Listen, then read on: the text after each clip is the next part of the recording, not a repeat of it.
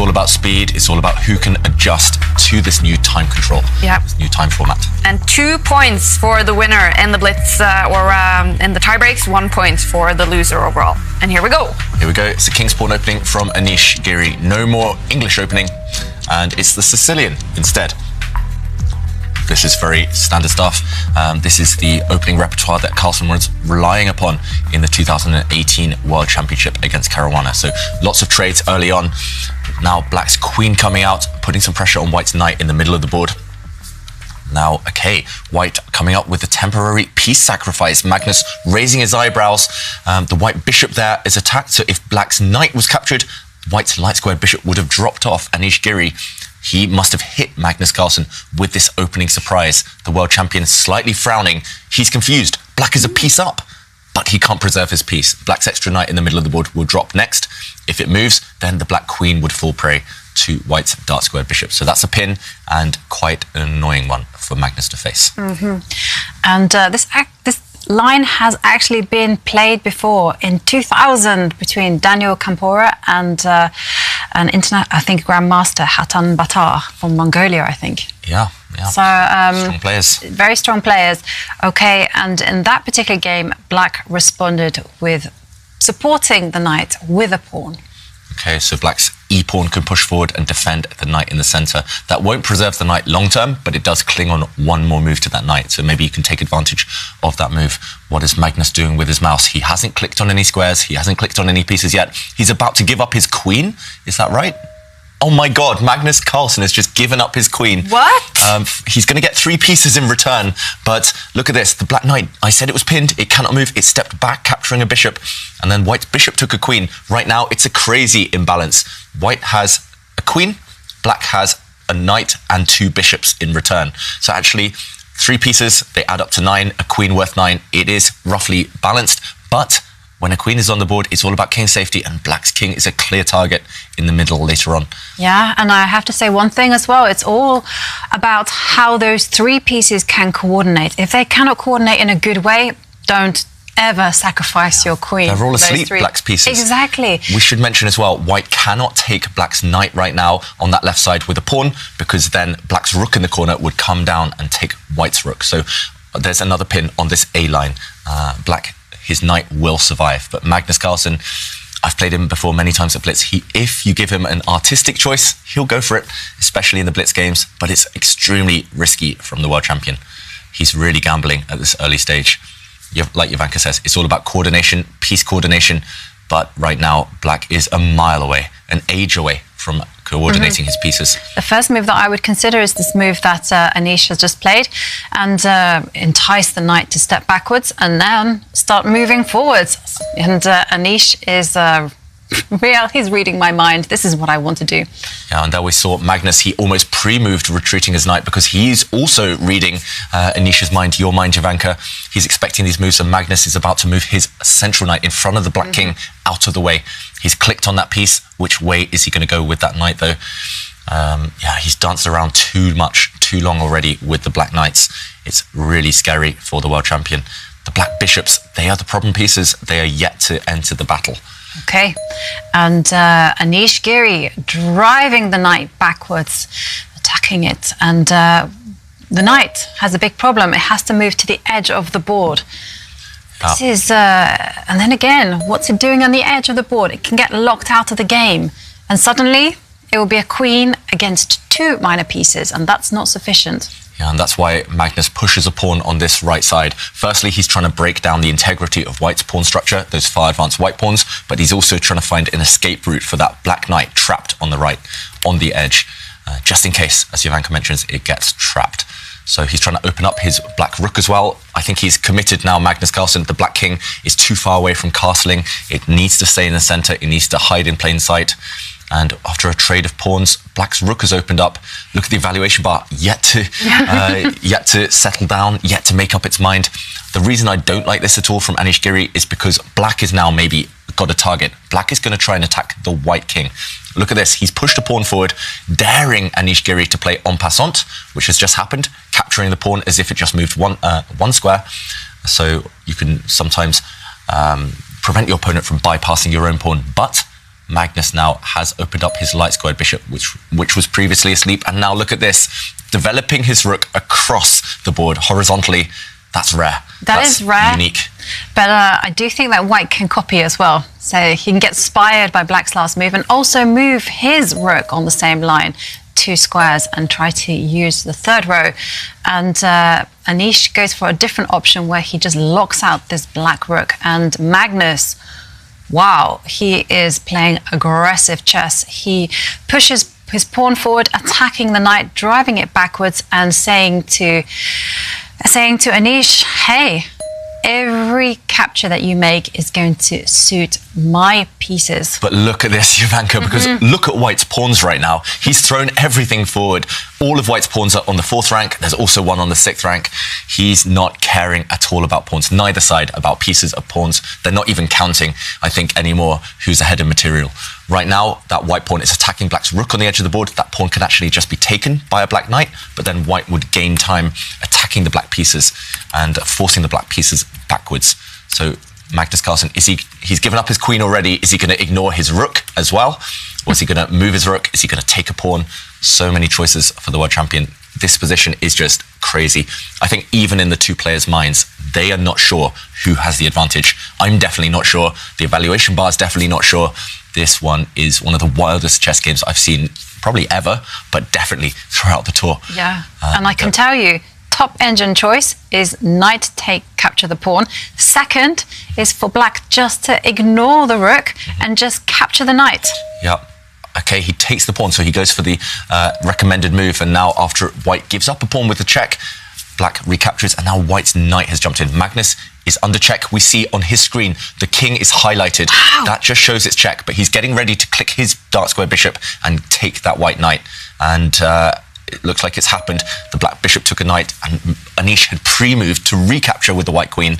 That happened instantly, and now the black knight retreating. It's still 2 knights and a bishop for the white queen, so roughly material balance.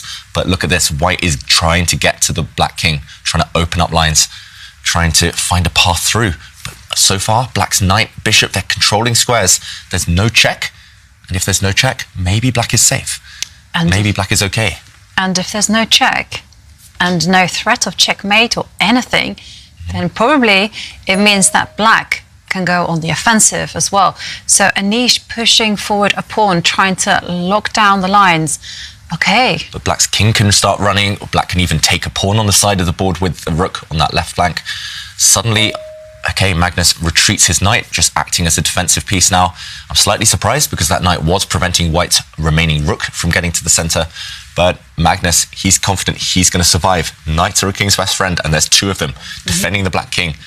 And Magnus is just saying, hey, those 3 pieces will defend the black king, and the rooks, they're going to start targeting those weak pawns on the left and the right. Yeah, those 2 black rooks, they're developing not in the way we normally see in chess. Normally we see the king castle and then the rooks come to the center. Those rooks are developing up and down the board. And actually, I just did a quick count. Black is 1 point up. If we talk about pawns, pieces, black is a pawn up. So after all of that kind of tactical melee, it's looking good for Magnus Carlsen. And Anish, he lifts his rook up the board. What's the plan? Maybe a defensive maneuver. Maybe he wants to bring that rook across and eliminate one of black's rooks. But maybe he also wants to just step his rook to this 1 square and then maybe threaten a sacrifice or something. Anything to get at the black king. Could have done that on the last turn. I think that's true. Not his idea anymore, Jovanka. I think he's just purely on the defensive, Anish Giri. But Magnus Carlsen, he's going to move one of his rooks. I'm not sure which one, but he's going to move one of his rooks. Oh no, he moves his king. There we go, just looking on the screen. He dragged his king to the side there, away to safety. And now there's danger on the board because the black rook is threatening to attack the queen. And that's why Anish gives a check, which is promptly intercepted by the knight. But look at the black king, safe as the proverbial houses. Yeah, so Anish there, he's about to capture a pawn. He's pausing, he's changing his mind. Look at the thought process from Anish Giri. He's indecisive. He's not sure which direction to go for with that queen. If it can't break through to the black king, then what to do? Is he going to step back and take a pawn? No, he's changed his mind. He's going to bring his rook up the board. Is he going to challenge black's rook at the top there? He is. Will we see a rook trade now? This is how difficult the position is. Even these top players in Blitz, they're not able to trust their instincts. It's all about calculation. And the rooks are off, and now the queen will capture... No, the queen cannot capture the pawn at all. No, because, of course, black will also go and capture the pawn that is up for grabs, and suddenly... Black's rook is amazing. The knight that is sitting next to the king is an aggressive piece. So the white queen is forced into a defensive role. And the problem as well is that the queen and the rook are forced to defend pawns. And, okay, wow, I was about to say Anish Giri, he's banking on the fact that Magnus Carlsen's pieces, the knights and bishop, are tied down defending their king, but Magnus gives up a pawn. He's definitely not materialistic. He gives up a pawn in order to activate the black bishop, and Anish there gesturing, looking frustrated, leaning back. Suddenly the black pieces are coming to life. Black's rook and bishop are teaming up against the same pawn. White's rook is a bit stuck. No targets. White's queen...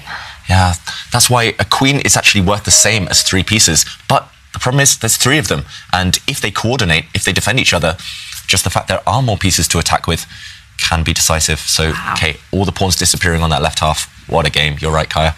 Black's rook is now about to come across, maybe deliver a check. Black can take white's central pawn with his knight.